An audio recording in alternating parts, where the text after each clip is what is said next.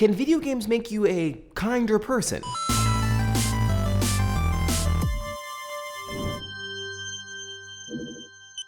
I often play video games to be other things: a hero, an athlete, an animal, a mythical creature, a cat owner. But sometimes games just let me be another person trying to get through the day, even if that day is more difficult than mine. In Papers, Please, I'm an immigration officer deciding who can cross Aristotska's borders. Don't look at your map, it's not a real country. Or in Papo Yo, I'm a child trying to escape an abusive and alcoholic father. And in Depression Quest, I'm walled in by, well, depression. This genre of game is now common enough to have its own name: empathy games. Empathy games aren't really about high scores or winning. They usually eschew the traditional gamey mechanics you might see in other places. They're designed to make you understand the lives of others and hopefully make you a little bit more understanding.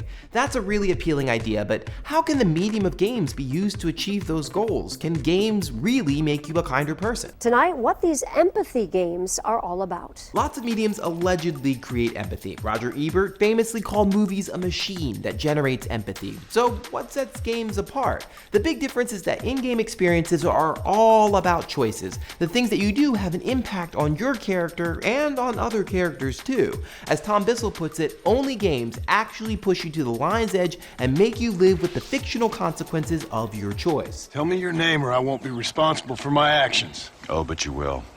You will be responsible. And all these choices add up. A collection of choices becomes an idea, a way of seeing the world both inside and outside of the game. DePaul professor Jose Zagal defines an ethically notable game as one that encodes an ethical system and requires the player to learn it and follow it in order to succeed. But games aren't just about these big moral choices. They're also about little choices that people make every day. So Cart Life is about the choices of a person trying to run a small business and support his or her family. Or A Perfect Woman explores the challenges of making the right choices as a female. But the mechanic of choice is also good for teaching you to empathize with people whose choices are limited. So in Papers, Please, it's simply impossible to let all potential immigrants in. Or in Brothers, you lose half your control when your brother dies. Either through the use of choice or its conspicuous absence, video games encourage you to get outside of yourself and have an understanding of other situations. But these are games we're talking about. Can sympathizing with a fictional character really make you kinder in real life? In an immediate sense, games make you care about imaginary characters either in the first or third person. But empathy actually has a lot to do with imagination. It's about being able to think about situations of others and behave accordingly. There's even a term for this: moral imagination. It's the ability to take moral ideas and turn them into actual behavior. And as game designer Jake Elliott points out, in games you get to explore a simulated space with no consequences. You can try on different behaviors, see the outcomes, and learn how you feel about it. Where better to get a sense of how you'd react to a variety of situations than in games? If games and immersion in virtual worlds can create empathy, then virtual reality should be able to take this effect even further. This is the argument that Chris Milk made in his TED Talk. He talks about a VR film called Clouds Over Sidra, where you experience the life of a Syrian refugee named Sidra. When you look down, you're sitting on the same ground that she's sitting on. You feel her humanity in a deeper way. You empathize with her in a deeper way. Research also backs up this idea. Researchers at Stanford's Virtual Human Interaction Lab found that immersion in virtual worlds transforms in real-life attitudes more than reading a book or watching a documentary. The tree chopping demo explores whether conservation behavior can be increased. Researchers have found these subjects later tend to use and waste less paper. And this quality can be extremely useful. USC's Project Syria uses VR and game-like explosions to bring the reality of conflict closer to home. One USC student told NPR, quote, "You can only understand so much, but when you get to see it for yourself, yes, I'm not actually there, but this is a huge step." End quote. And this huge step is one way to have a greater understanding of others. You can see why journalist and Project Syria head Nani de la Peña calls VR an empathy generator. In Spain and England, researchers are using VR to test whether bystanders will break up bar fights. Technology can help us understand human kindness.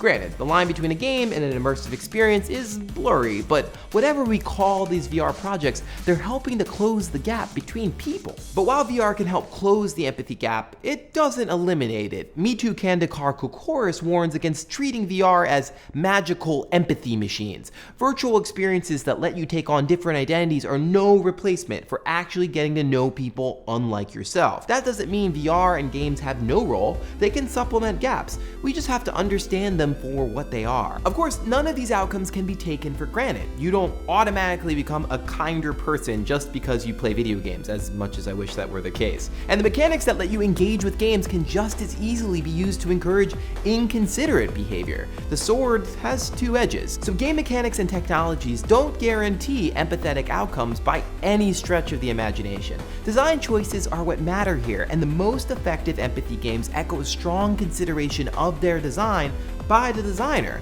The important thing to remember, though, is that empathy is not something that just magically blossoms. Like anything that matters, we have to work on it. So what do you think? Can games make you a kinder person? Hash it out in the comments, and if you like what you saw, please subscribe. I'll see you next week. Last week, we talked about why the music of Super Mario Bros. And other classic video games is so catchy. Let's see what you had to say. Dima Vasilev leaves like the best comment ever. He comments that the reason that we remember old video game music better is the way that it's composed.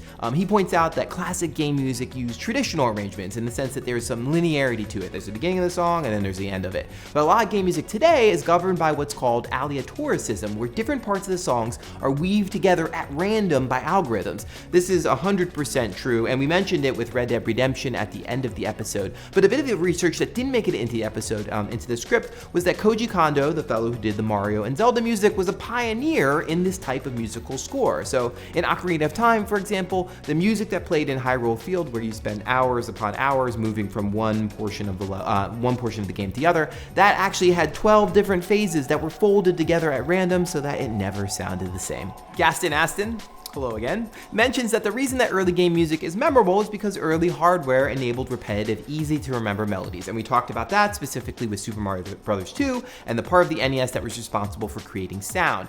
There is some scientific research on what are known as earworms, which are songs that get stuck in our heads to support this, but it's not 100% clear. So the research says that earworms, these very sticky, catchy songs, differ from person to person, with some people getting entire complex symphonies stuck in their heads, and other people maybe not so much. But it does help explain perhaps why we remember the Mario Brothers theme, but maybe not Double Dragon, which I played a bunch of. Oh right, it's that do. Okay, I'm good now. A lot of you mentioned simplicity as the reason that old video game songs get stuck in our head, but that's not quite the whole story. If you look at the underground theme in Super Mario Bros., for example, it's deceptively complex. As Andrew Sharpman told us in our interview, that theme actually alternates between 4/4 and 3/4 meters so that you never actually know when the downbeat is going to come in. And then there's this silence at the very end that Koji Kondo put so that he could convey this off-kilter and claustrophobic sort of mood of that particular environment. So simplicity is part of it, but that's not really the whole picture. Rhino Joshua brings up how games you play while listening to other music in the background can become inseparably linked, which is 100% true. And I think it's also probably true for anyone who's watching like Let's Plays or live streams on Twitch, where the music that's playing in the background could be just as memorable as what's actually happening on screen. So for me, Tony Hawk and Aphex Twin will always kind of be in the same boat, or Tupac's All Eyes on Me and Super Smash Bros. I listened to that record and play that game a lot in college. Peas in a pod.